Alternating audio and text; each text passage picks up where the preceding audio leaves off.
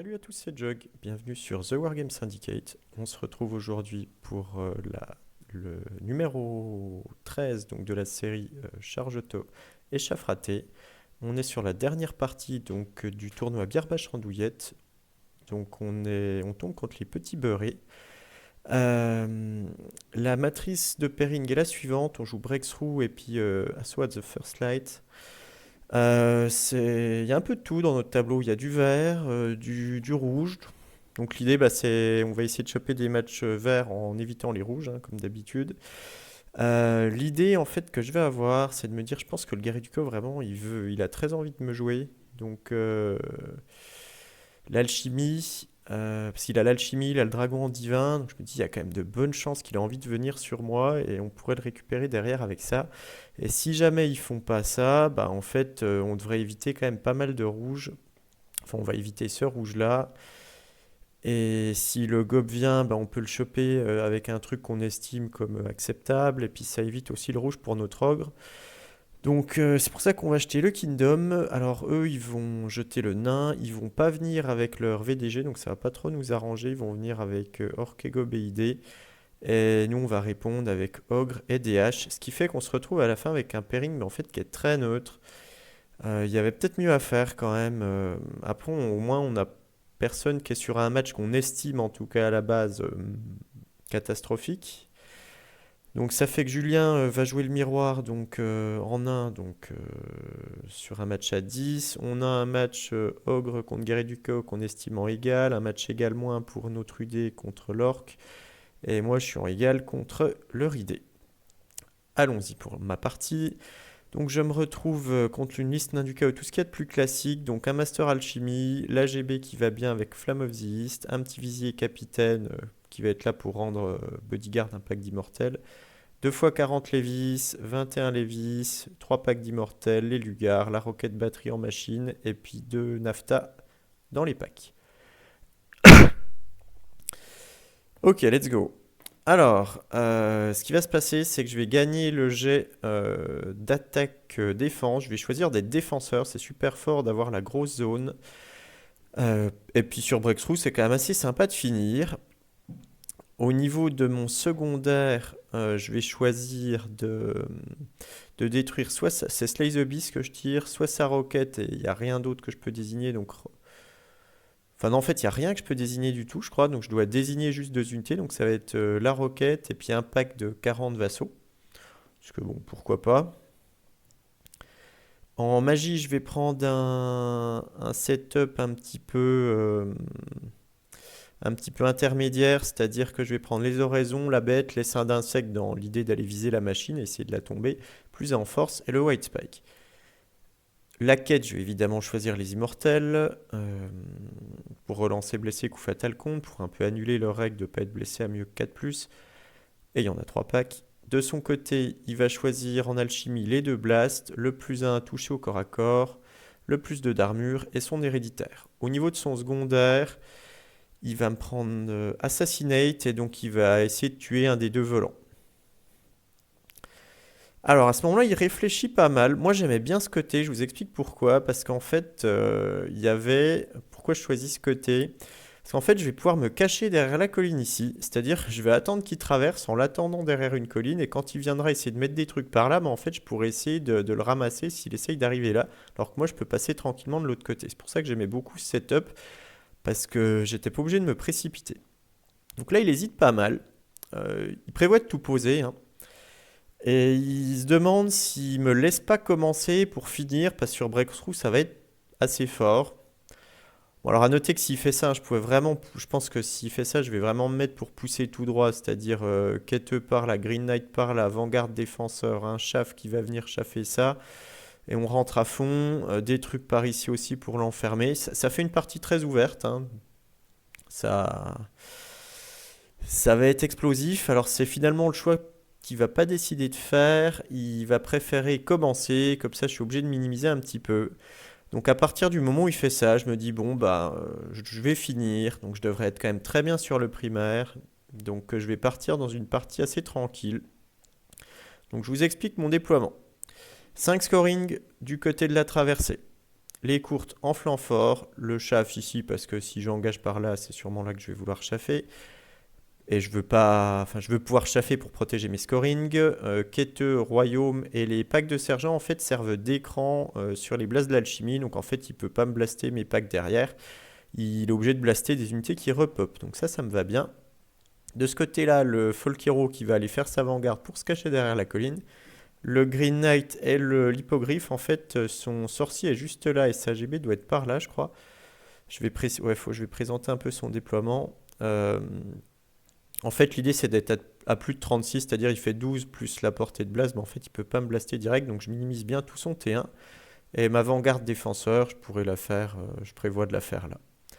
Donc en gros l'idée c'est d'aller camper derrière cette colline pour l'empêcher de traverser, pendant ce temps passer tranquillement de l'autre côté. Son déploiement, donc là il y a les Lugars, là il y a les 20 vassaux, là il y a les 40 lévis, c'est ceux que je dois tuer, donc ils sont un peu loin. La roquette, un pack de 15-20 immortels, bon des immortels, des lévis avec lance, des immortels et le petit pack d'immortels, et je crois que le capitaine était dans ce pack là il me semble. Alors Autin, bah, qu'est-ce qu'il va faire? Bah, pas grand-chose. Enfin, les avant-gardes, bon, j'avance un petit peu par ici. Je minimise absolument tout. La roquette peut tirer dans rien du tout. Il y a juste de l'alchimie qui peut partir là-dedans. À son T1, bah, en fait, il va un petit peu prendre la table, un petit peu avancer, sans que ça soit. Enfin, prendre la table. Pas s'emballer non plus, mais en tout cas, il avance un petit peu. Il empêche les infiltrations. Et puis, il va mettre ici, si je mets une bête là, il peut me charger. Par contre, je peux mettre une bête ici. Donc à son tour en magie, je crois qu'en fait il préfère rester loin. Il regarde un petit peu en fait ce qui se passe si je fais 16 à fond. Il veut se laisser 2 tours de tir et de blast. Donc en fait il se débrouille pour que si j'avance à fond ici, bah, en fait j'ai 0 portée au tour d'après. C'est pour ça qu'au final il avance pas tant que ça. Donc en magie, il va lancer un héréditaire sur un de mes trucs que je vais dissiper, puis un +2 d'armure sur sa machine pour être en 2 plus contre le soir. Mon premier tour à moi, bah moi je vais avancer tranquille, je vais cacher tous mes solos derrière la colline, il n'y a rien qui peut blaster ni tirer dessus. Là c'est la même chose, aucun tir qui peut partir nulle part, les blasts ne peuvent partir que dans les écrans de sergent. En magie, bah, je vais me charger en oraison, qui va laisser passer, et ça doit être un 4D contre 5, je crois que je vais réussir à rentrer une bête derrière, pour aller menacer cette roquette. Donc à son tour, bah, il faut qu'il gère cette bête, hein, parce que je menace sa roquette et c'est quand même le secondaire. Donc il va retourner ce pack, retourner son mage, le reste regarde toujours en avant, hein, pour pas que je pousse trop fort quand même. Et il va essayer de mettre toute sa magie là-dedans pour me gérer. Donc il va me faire... Moi je vais mettre une oraison à vue à 5. Il me passe le petit blast de l'alchimie qui me fait 1 PV. Le gros blast de l'alchimie je le dissipe. Et la roquette va me faire que 2 PV, donc il reste ma bête à 1 PV. Donc je vais pouvoir aller tenter un combat contre la machine. Alors mon tour à moi, bah, je vais continuer d'avancer tranquillement, je minimise toujours tout.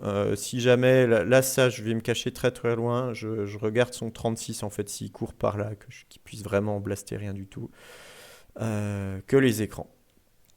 Et donc j'envoie ma bête dans la machine. En magie, je vais me recharger des oraisons. Je vais essayer de mettre une bête qui va dissiper. Et je vais mettre une oraison ici, plus de off, pour toucher sa machine à 2. Donc je touche à 2, je blesse à 2. Elle va... Je sais plus trop combien, je crois que je lui fais... Bah, c'est peut-être les 3... Non, ça c'est les 3 PV que j'ai pris. Je sais plus trop combien de PV je lui fais. Mais bon, en tout cas, je vais la démolir. Je vais faire une irée par là-bas. À son tour, donc là ce qui est important à dire quand même, c'est que je viens de banquer quand même mon secondaire et puis une tranche. Donc là pour l'instant, si je gagne le primaire, je suis à 15. Donc voyant ça, je me dis bon bah on va peut-être pas trop se précipiter, on n'a pas envie d'aller s'empaler là-dedans. Donc lui, bah, il avance un petit peu, enfin, il remet sa ligne de bataille vers l'avant, il a retourné les vassaux pour essayer de gérer la bête. En magie, rien de très notable. Il va mettre plus un blé là-dessus, mais il va même pas réussir à me faire de PV. Je crois qu'il commence à blaster dans mes écrans. Donc ce que je fais, c'est que je vais utiliser en fait à chaque tour maintenant des oraisons comme 9, parce que là j'ai pas le général, il est là le général. Donc comme ça, je suis à comme 9 relançable si jamais il y a un test de panique, hein. Là, on est vraiment dans une partie où on la joue safe, donc on utilise vraiment les oraisons pour fiabiliser un maximum les éventuels tests de panique. Mon T3, bah, je continue à avancer, il peut toujours rien charger, il peut pas tirer dans beaucoup de trucs. Ici, tous mes solos vont se cacher là-bas parce qu'il avait un peu déplacé son mage, donc l'hippogriffe pouvait plus rester par ici. La bête, il ne l'a pas tué, je me dirige par là-bas. Voilà. À son T4, il va avancer pour mettre un coup de lance-flamme là-dedans. Il se retourne pour gérer la bête qui va finir par tuer. Et puis en magie, donc cette fois je vais mettre comme 9 ici, ici et là. Et puis il va rien se passer de bien fou. Il va tirer un petit peu, faire quelques dommages, mais je crois que je vais même pas avoir de test de panique. Et c'est mon T4. Et à ce moment-là, bah, en fait, moi j'ai pas prévu spécialement d'y aller. Lui ne peut pas vraiment ouvrir, ou au pire de toute façon je vais pouvoir reculer, me barrer, et puis on va s'arrêter là parce que enfin, on va rien faire de plus, et on va s'arrêter sur ce score-là. Donc ça va faire un 15-5 pour moi, donc je prends une petite tranche, le primaire, le secondaire, ce qui fait que bah, je finis sur ce 15. Alors analyse de la partie. Une fois que je vois qu'en fait je vais avoir le primaire facilement, et qu'en plus je chatte sur la bête qui rentre T1 et qui lui prend. Alors c'est dommage, il aurait dû, je pense, quand même couvrir l'infiltration par dans une partie fermée. Ça aurait été sûrement mieux pour lui de laisser, de laisser un pack en fait qui empêchait la bête de se placer là. C'était largement faisable. Donc vu que je vois que je suis en train de gagner 15 en fait sans rien faire, bah en fait je vais pas trop m'emballer. Souvent quand je vais dans les immortels ça se passe quand même pas toujours très bien. Donc je me contente en fait du minimum on va dire et puis je reste là-dessus. J'essaie pas vraiment d'ouvrir. Alors il y avait peut-être des plans hein, pour aller essayer d'ouvrir ça mais bon. On va dire quand on est déjà à 15 on a moins envie d'aller ouvrir pour essayer de mettre plus et potentiellement perdre des trucs. Donc ça m'allait de rester sur ce 15. Bah, de son côté, après, qu'est-ce qu'il pouvait faire de mieux? C'est un peu le problème de cette liste idée, c'est que ça propose quand même pas grand-chose en termes d'options de jeu. À partir du moment, en fait, il peut blaster dans rien, bah, c'est un peu compliqué vraiment de prendre des points. Il va blaster dans des trucs qui repop. Alors peut-être qu'ici, il pouvait un peu aller déplacer le mage par là-bas pour essayer de trouver des portées sur les solos. Mais peut-être que j'aurais poussé de ce côté-là, suivant où était le mage, je sais pas trop. C'est C'est un peu dur à dire. Disons que si je commence à perdre des points là, je vais sûrement vouloir y aller. Vu que je... Et il a jamais essayé vraiment de pousser là pour essayer de passer des scorings. Je pense que ça aurait été bien compliqué quand même parce que j'aurais pu en fait au dernier tour lui envoyer des choses et puis les Realms là en fait avaient quand même la vocation à se retourner, à faire 8 par là en fait, à 8 par là puis menacer des charges. Ok, bon, on s'arrête là pour cette partie. L'analyse de la ronde, bah, on va perdre cette ronde. Je vais gagner 15, mais derrière notre UD va perdre lourdement sur l'or, qu'on a un peu surestimé, je pense, sa capacité à perdouiller. On s'est dit qu'on pouvait annuler le scénario, du coup on a un peu trop joué le scénario, et ça fait qu'au final on le perd, on perd des points en même temps, et du coup grosse défaite.